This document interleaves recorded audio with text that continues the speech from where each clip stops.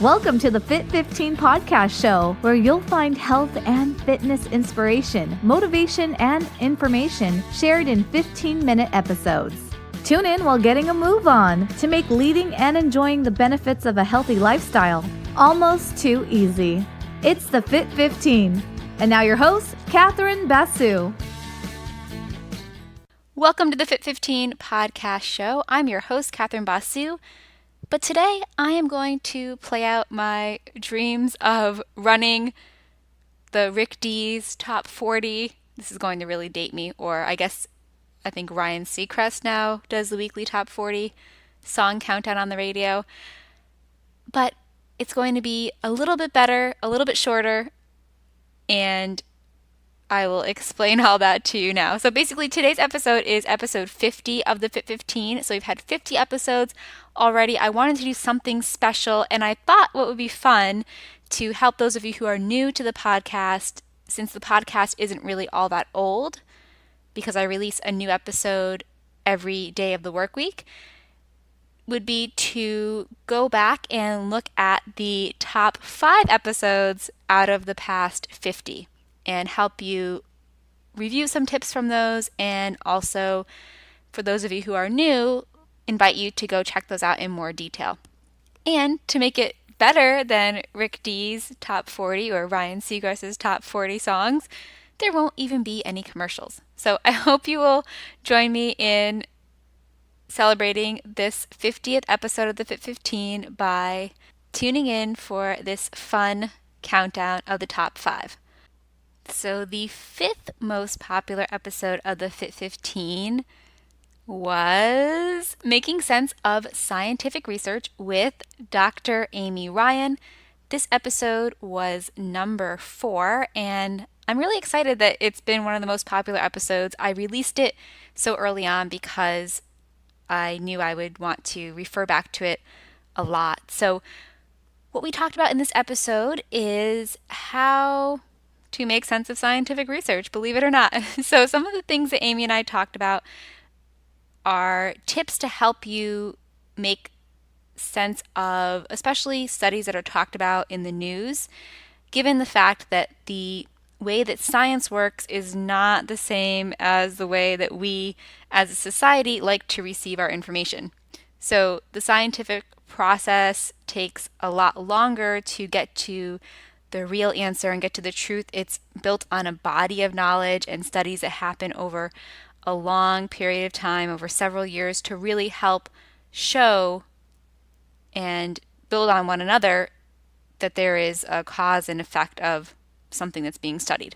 I'm trying to speak in really general terms, and it seems like I'm maybe getting myself confused even. So basically that just contrasts pretty starkly to how we like to learn about things in the news, right? We want to know something that is very impactful, and sometimes a study is just going to share a little bit of information or start revealing some answers about whether or not a certain food is healthy or not, or has a certain benefit for us or not, or a certain ingredient has a certain benefit or not.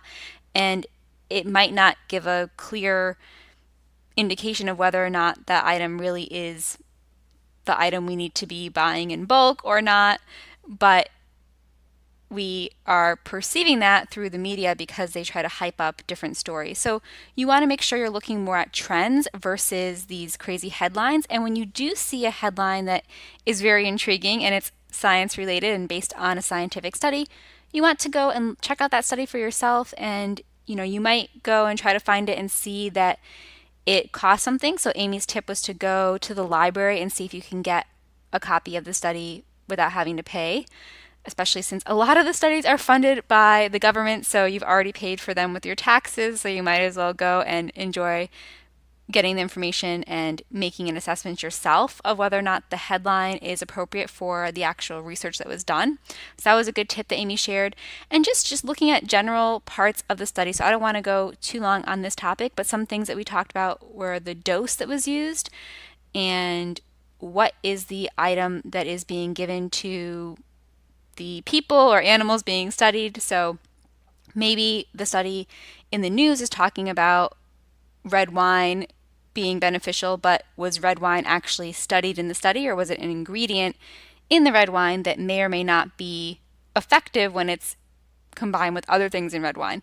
She also mentioned, this is something that the ladies should definitely look at, is that there is a bias in a lot of research where men are studied more than women because women tend to be a little messy in terms of things that they bring to the table when they're studied, right? So having menstrual cycle can make things more tricky, but it can also mean that the results of a given study might not apply to women the same way they would as men. You can also look at things such as the age of the people in the study, the size of the group that was studied. So if only 12 people were studied, kind of taking that information and the result with a grain of salt because it's not a very big amount of people. So definitely go check out that episode. It will help you make sense of all these headlines a little bit better.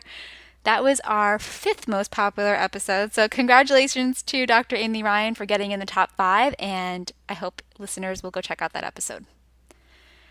Episode number 4 in our countdown was Bonnie Gillespie's episode. So Bonnie Gillespie is the author of Self-Management for Actors, and she is pretty amazing and inspirational. She went through a big transformation, and we talked about that together on the episode. And then she also just shared a lot of her inspiration. So I listened back to the episode to prepare for this podcast, and I was just screenshotting things left and right for just nuggets of inspiration that she shared. And if you or someone you know is a actor or entrepreneur or creative who often puts self-care last, this is a good episode to listen to remind yourself that it's important to take care of yourself, and that's going to be how you serve your clients better and how you put out your best work. So really encourage you to listen to that episode versus me trying to remind you of all the top quotes. But one thing that Bonnie mentioned, especially in the beginning of the episode, was that, she had created this great life for herself, but she wasn't so sure she was going to be able to really enjoy what she had created. So that is something that I encourage you to think about, making sure you're taking your health seriously, putting yourself first, even if it seems like that might not be the best thing to do when you're trying to run your business if you're short on time. But if you have been listening to the podcast, you know from some of my episodes with the Superwomen in the Superwomen Secrets Revealed series, it is important to take care of your health. It will benefit you and your business. Ooh, we are at the halfway point. I better move on there. Where's my little instrumental sound for the halfway point?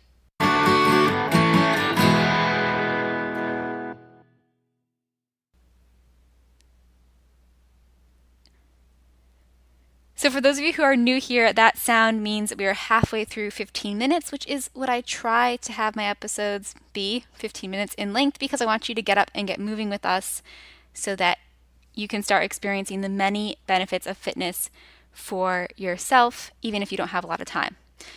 All right, but back to our countdown. Let's move on to the 3rd most popular episode of the podcast, which was, Is Cow's Milk Bad for You? This episode was with guest Emily Tills. We were talking about dairy milk and milks in general, and basically what we talked about is that cow's milk is not bad for you. It does not need to be enjoyed only by cows and baby cows. It actually is the most nutritious milk. It has lots of vitamins, and also it's high in protein.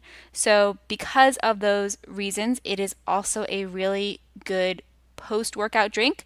So if you want to save a lot of money, instead of buying those shakes or powders or potions that are promoted to you, having a glass of milk, and chocolate milk is actually the specific type of milk that is often recommended for a post-workout drink because it has the best ratio of carbs to proteins for your recovery. So you want to try to have that between 15 and 30 minutes after your workout, ideally, to really help your body absorb all those good nutrients properly. Also in that episode, we talked about other milk options for people that might be lactose intolerant or people who are vegan. So vegans would want to go for soy milk would be the next best bet. And then Emily did have some suggestions for how to supplement your diet a little bit for the fact that you're not getting the same nutritional profile as your dairy milk. And then for our lactose intolerant friends, trying Nestle's Fairlife milk is a great option that is not the Lactaid brand, so it actually tastes better and you won't have to worry about any lactose related issues. And that brings us to our second most popular episode. We're almost to the top one and revealing that. The second most popular episode was also with Emily Tills, so I'm definitely going to ask Emily to come back since she's been so popular and have more topics about nutrition since you guys seem to be so interested in that, unless you want to tell me otherwise. But this episode was the episode about registered dietitians versus nutritionists. So, key takeaways here, there were a lot, but what you want to know is that all registered dietitians are nutritionists, but not all nutritionists are registered dietitians. If you're looking for help working on your healthy eating skills, you want to see a registered dietitian, someone who has that specific credential because they have more training. Basically, anyone can call themselves a nutritionist. I can call myself a nutritionist, and I do have some nutrition training from continuing education courses I've taken, but I am not a registered dietitian. And most personal trainers are not registered dietitians as well. I'm going to say most because I have some awesome friends who are both RDs and personal trainers, but those are few and far between. Most personal trainers that are trying to sell you nutrition plans are doing that, and offering nutrition advice are doing that to push a certain program or supplement so they can make some money on the side. Can't blame them. It's a tough gig out there in the personal training world, but you don't want to be part of that. So if you're looking for help, you want to try to get a registered dietitian and just ask people about their credentials. A personal trainer can help you a little bit just on some basics. And I know for us at Fit Armadillo, we use some software that is approved by the American Council on Exercise for us to use because we put in your stats and you get a plan that is made using software that a registered dietitian created. So there are exceptions like that, but often personal trainers just give their same plan to everyone, and just want to make sure you're wary of that. So personal trainers, but also just a general nutritionist, please be careful. Don't get fooled. Do listen to that episode because we talk about some other ins and outs of supplements and other things. So you definitely want to check out that episode. There's a reason why it's so popular, but just beware who you work with. All right. Want to move on to the last episode I want to highlight. The most popular episode of the Fit 15 in the first 50 episodes was the episode about yoga for kids with best-selling author and yoga instructor Sarah Weiss. So Sarah, congratulations on being number 1, our most downloaded episode. This is a really fun episode. I love Sarah's resources for teaching yoga to kids. She has many of them. She has an awesome website if you just want to dip your toe in and check it out a little bit.